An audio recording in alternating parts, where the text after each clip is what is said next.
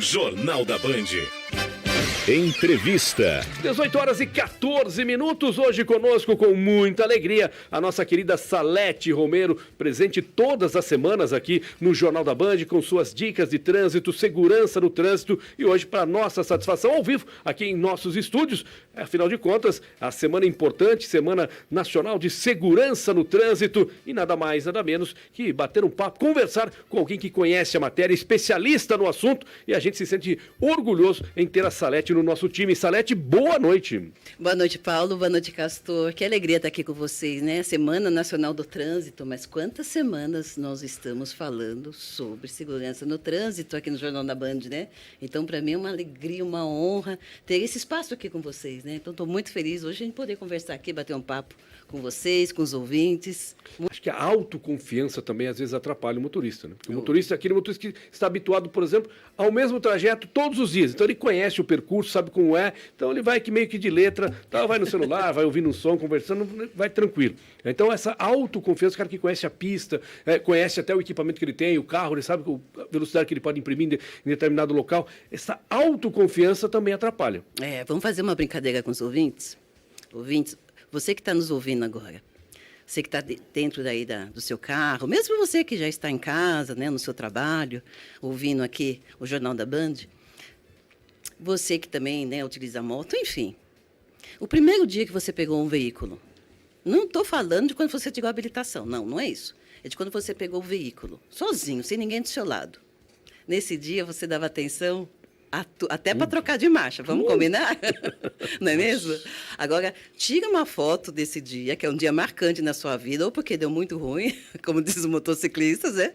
Ou porque deu aquela sensação mesmo de autonomia agora, enfim, né? Então, tira uma foto disso na sua mente e compara com a maneira como você dirige hoje. Em que momento que você correu ou corre mais riscos? Quando você estava começando a dirigir, a pilotar, você dava atenção para tudo, ou hoje, que muitas vezes você chega no seu destino e não lembra o que aconteceu no seu trajeto. Isso é muito sério. Você vai se acostumando com os riscos, você vai se habituando, isso vai ficando algo normal. E aí qualquer coisa, qualquer erro de terceiros, você está envolvido num acidente. E depois de um acidente, eu potencializo o erro do outro e não assumo a minha responsabilidade disso. Porque depois, na ocorrência, aparece outro que me fechou, outro que entrou de repente, outro que não sinalizou. Mas a gente estava pensando o quê? Estava, né? Estava justamente nessa condição de estar pilotando, dirigindo por hábito. Isso é muito sério, né? Porque é como a gente está dizendo aqui. A experiência tem que ser algo positivo, você fazer uso disso de maneira positiva. Na vida, de maneira geral, é assim. No trânsito, quanto mais experiência... Nossa, agora eu estou pegando justamente, desfazendo, rasgando, jogando fora aquela ideia de que, opa, você tem experiência, então eu vou com você. Não, é o contrário. É o contrário, para tudo. Tem muita experiência, você está mais familiarizado com os riscos. É de se pensar. É de se pensar muito, até porque eu já ouvi diversas vezes as pessoas, quando de repente vão viajar, com ônibus principalmente e tal, eu já vi consultar quem é o motorista, se é um motorista experiente, há quanto tempo faz aquele trajeto, enfim, porque as pessoas também, os passageiros, se sentem mais confortáveis quando sabem que tem uma pessoa mais experiente pilotando. Essa é uma cultura, aquilo que você estava dizendo, é uma cultura. Mas quando a gente para pensar, a gente se acostuma com uma série de coisas, inclusive fazer uma avaliação inadequada. E é claro, amigos, temos ótimos profissionais que dirigem com toda a atenção. Mas o que me diz... Se você é um condutor experiente, não é há quanto tempo você dirige, é como você dirige. O exemplo aqui da pergunta da Adriana, quando você está com um passageiro, você o orienta, e não só com relação ao uso do cinto, com relação... Não, tem airbag, a coisa de colocar os pés no painel, sabe, de levar situações mesmo de risco para esse condutor, que é justamente o que a Adriana está comentando, com relação ao passageiro. Você orienta ele na garupa, de que ele tem que se orientar para curvas, para frenagem, ficar atento... Né? E até ser alguém que vai apoiar esse condutor. Uma situação que é muito comum. O motorista está ali dirigindo e o passageiro se sente tão confortável que dorme. Eu costumo falar nas empresas, passageiro tem função. Tem função. E já vi muitos acidentes assim. Que o passageiro estava dormindo, restou ao condutor fazer o quê? Dormir também. Agora, se o passageiro... E já vi muitos acidentes serem evitados assim. Porque o passageiro percebeu que o motorista não está bem. Está abrindo muito a boca. Na maioria das vezes, o motorista fica bravo, hein? Quando você fala aqui, ele se assusta, fica bravo. E fica bravo por quê? Porque tem uma outra questão importante também, que é a sensação de poder que o veículo nos proporciona. É só você lembrar o seu primeiro veículo e depois que você trocou, pegou um carrinho um pouquinho melhor, uma moto mais, né? Um potente, não é? Então, isso mexe com o emocional. E não é à toa que as montadoras, na hora da propaganda, falam o quê? Com esse veículo, você é mais isso, você é mais aquilo. Mexe com o ser humano, né? E a gente tem que prestar muita atenção, porque quando você sabe as regras do jogo, como estamos dizendo, as regras de trânsito, mas quando você pega a chave do carro, da moto, dá 2 ou 3 comandos, esse veículo alcança altas velocidades, e às vezes a gente dirige no automático, né? E só pelo emocional. E vai dando velocidade. É isso que eu estou dizendo. O que me diz se você é um motorista experiente, um condutor de maneira geral experiente, motoristas, motociclistas, enfim, não é quanto tempo você dirige, é como você dirige. É pelo racional. Porque você se deixa levar por essa sensação de poder, pelo emocional, e isso vai dando certo, você vai acreditando nisso mesmo. E aí, um dia, e só precisa que uma vez, se isso der errado, o racional volta e fala: que foi que eu fiz? É tarde, gente. Aí já é tarde. 18 horas e 28 minutos, hoje Salete Romero conosco. Salete, só para finalizar, peguei aqui alguns dados do InfoSig e falo o seguinte: Sorocaba teve um pequeno aumento de acidentes fatais no trânsito. 2022 foram 36 mortes. E até agora, mês de setembro, 39 mortes no trânsito em Sorocaba. Olha só, é um número muito alto, né? E está crescendo, gente. É essa falta justamente de orientação. Eu sinto que é uma falta de orientação, falta de informação. Paulo, eu costumo dizer que as pessoas estão no trânsito, é como se estivesse num campo minado sem saber que é um campo minado. E só depois é que ela percebeu. É muito importante, acho que esse é o nosso objetivo aqui com a nossa coluna semanal, né? É fazer com que as pessoas... porque é inteligente quando você aprende com o próprio erro. Nossa, aprendi, agora eu não faço mais isso. No trânsito, muitas vezes, nós não temos essa oportunidade.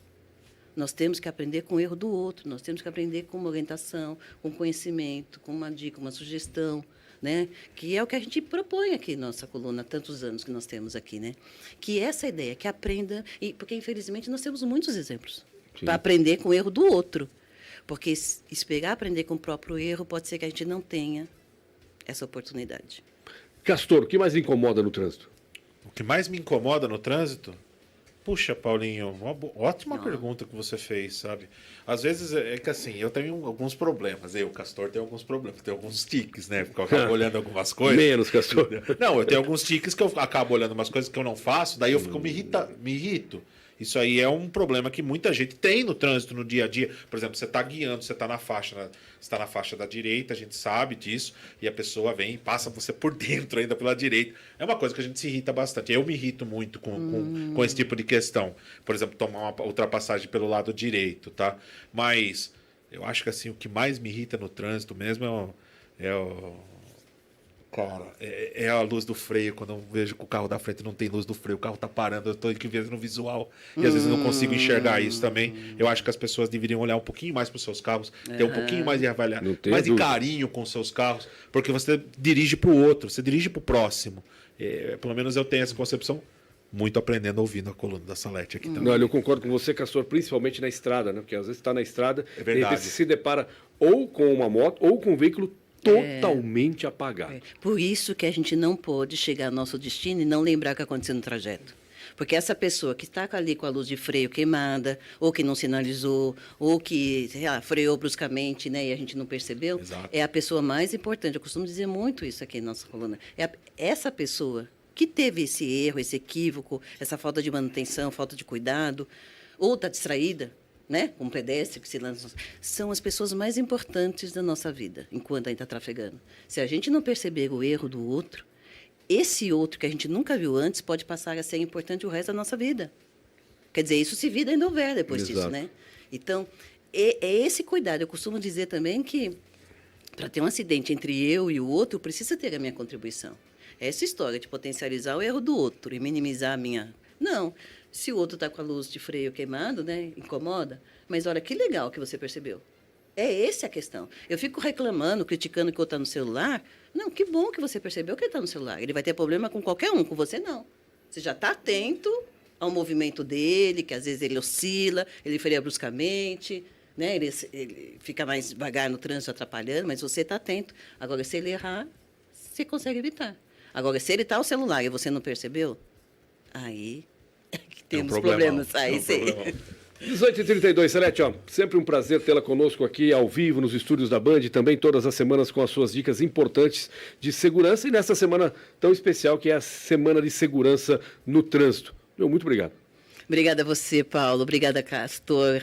Sempre é muito bom estar aqui com vocês. Obrigada pelo apoio, pela confiança e pela oportunidade. Pela oportunidade de compartilhar aí um pouco do que a gente conhece, um pouquinho do que a gente sabe. Um abraço a todos, viu? Contem sempre comigo e segurança sempre pela vida. Legal, 18h32. Hoje, Salete Romero conosco, especialista em trânsito, batendo um papo conosco e com você, ouvinte do Jornal da Band. O Jornal da Band vai fazer o seu rápido intervalo comercial, sempre convidando você a saborear conosco um café, um chá, um cappuccino. Com a máquina de café da Lactus não faltam opções. Conheça a máquina de café da Lactus e se surpreenda. Lactus.com.br. Lactus é com K que se escreve. Lactus, o sabor que conquista. Salete, um café, um chá, um cappuccino. Opa, um cafezinho sempre é bom, né? Cafezinho sempre é bom. Tomar um café com ele, que estava por aqui, passou um relâmpago aqui, nosso Lucas Pedroso. Exatamente. Passou, fica um pouquinho aqui, aí, passou rapidinho aqui, cumprimentou a Salete, cumprimentou a rapaziada aqui, Lucas Pedroso, matando saudade de toda a nossa equipe. Vou fazer um rápido intervalo, mas antes,